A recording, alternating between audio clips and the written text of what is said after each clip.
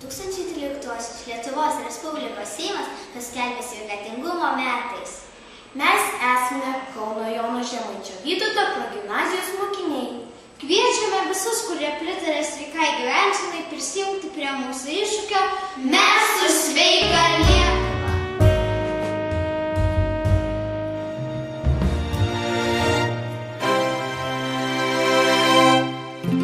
Buvau ten vakar ir eisiu ten ryt, kur žmonės renkasi Europos vidurį ir ten tavo balsas skamba dar gyviau už gyvenimą.